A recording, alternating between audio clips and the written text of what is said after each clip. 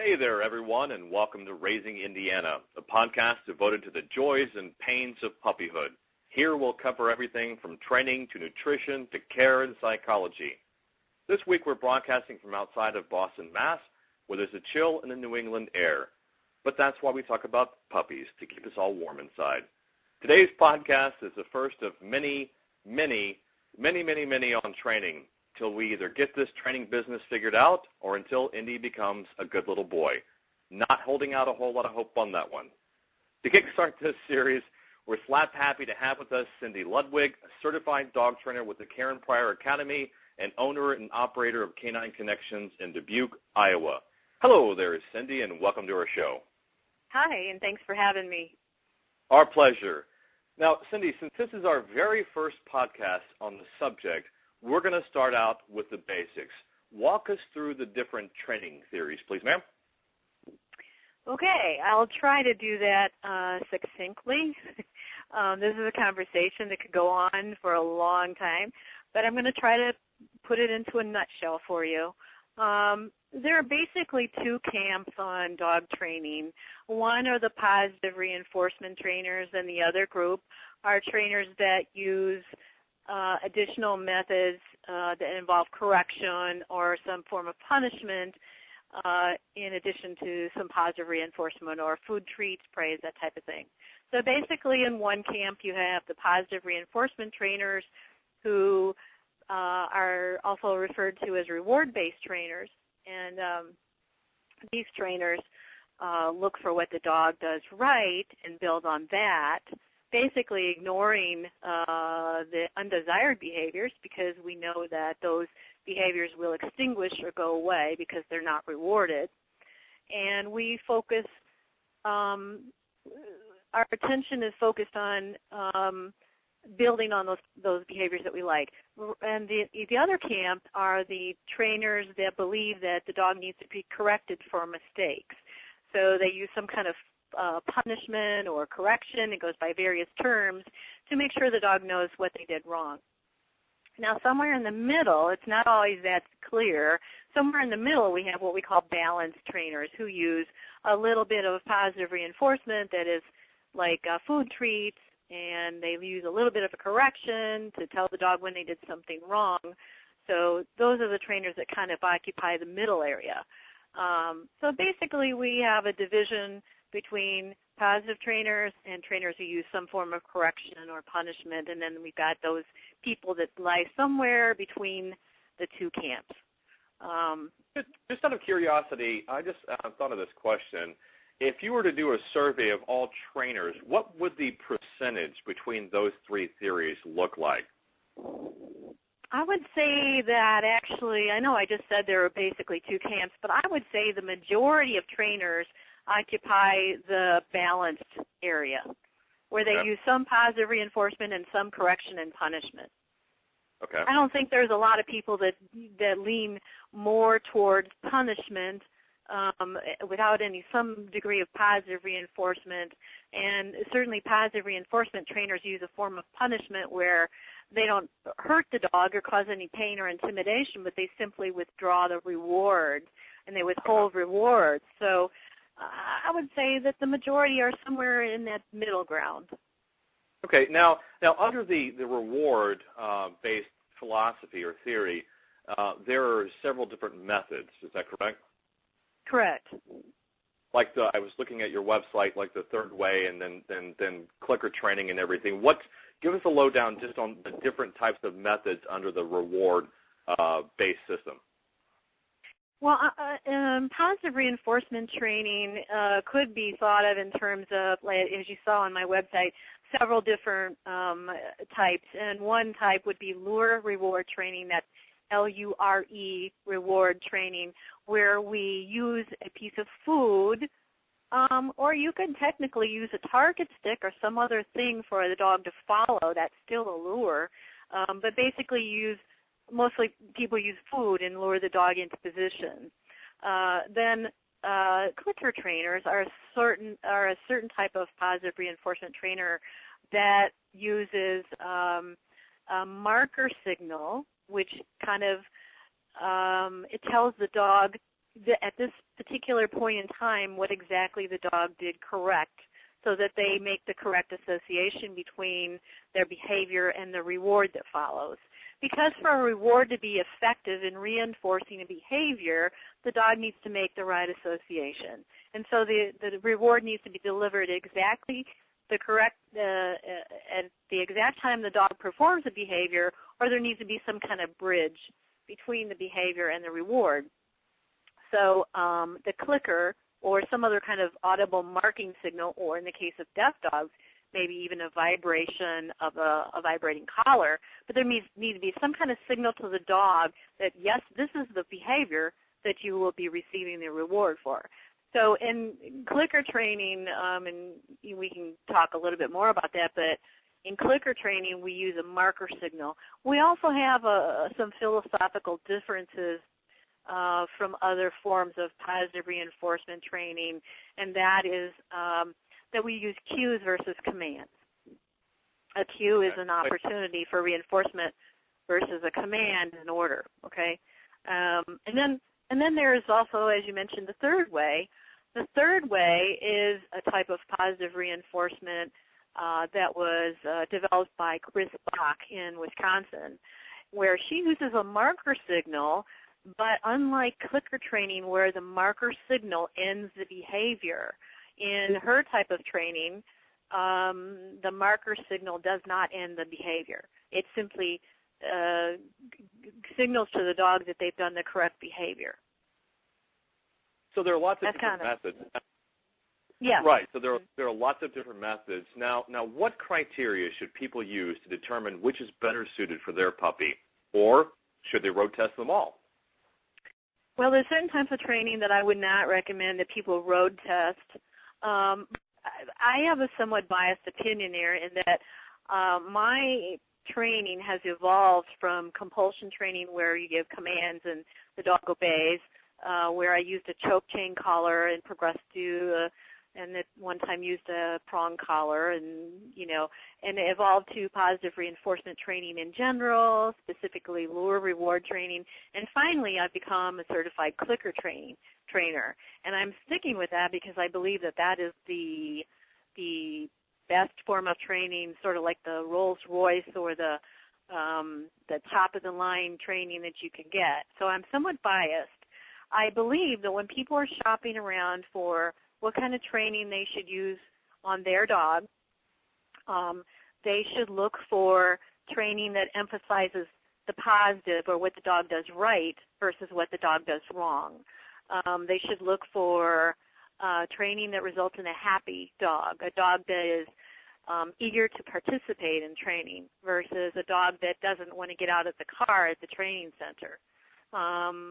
They should look for a trainer that is knowledgeable and bases his or her training on information from top professionals and professional organizations. Is that kind of what you were wondering, or? Yeah, right, exactly. Well, it seems to me that I'm having to go through this myself with Indiana, and it's a bit overwhelming and inundating, and that I just want to make sure if I try one method, whether the third way or the lure-based training or clicker training, I just want to figure out, okay, if I invest my time and energy in this, is this really going to be the best for Indiana? So I guess I was just looking for maybe what are the criteria, or just some criteria that people should use to be able to make that decision, or that initial decision, because I'm sure it's the case that with some puppies out there or some dogs out there, a certain training method just is not going to work to suit their personality. Isn't that correct? Well, I think it's important to understand that within, for example, my specialty, which is clicker training, there are lots of different methods, and that's why I like clicker training, is because I can pull out of my tool bag so many different variations and so many different methods within that realm of that method of training, or that overall philosophy of training, that if this doesn't work with this dog, this will work. So it's not a sort of a black and white, if the dog does this, you do this type of training. Actually, to me, it's the broadest field within training, there are so many options because once you understand the principles, the techniques and the methods that you can use within, like the scope of positive reinforcement clicker training, are immense. They're only limited by your imagination and your skill, perhaps to some degree, and what the dog can physically do. Okay, now one of the questions I had in particular about clicker training for you is, I'm sure you may know that we walked across the country 2,300 miles with my two Great Pyrenees, and so I backpack and adventure with my boys, and for me, you know, we have to work together well as a team, which means that we have to be able to act and react instantaneously without some sort of device or aid. So is the clicker training, is that something that you just start out with that and then phase it out over time? Because honestly, when you're backpacking in the back country, you don't have time in situations of crises, you don't have time to pull out a clicker and be able to get that sort of behavior. So is clicker training something that over time you phase out? Is that correct? Yes. So clicker training, the name can be a bit misleading because the clicker is only used during training. It's not something that you use over the lifetime of the dog unless you want to train the dog in some new behavior, or you want to create a more fluent behavior. But the clicker training is actually based more on principles and philosophy than it is the clicker. So the clicker is just a piece of equipment that you use during training. Once the dog understands the behavior, you don't need the clicker anymore, and you don't need to give him a treat for every behavior. So and you don't need to have the clicker with you at all times. So, for example, I teach people that if you don't have your clicker handy and the dog does something you like and you want to reinforce, you just say yes. So the yes can be a marker signal, and then you can praise the dog as a reward. So in the initial training stages, we like to use the clicker because it precisely marks the moment of behavior with a non-emotional tone, and it's consistent over time. We also like to use food because you can rapidly deliver the food at the reinforcement rate required for learning.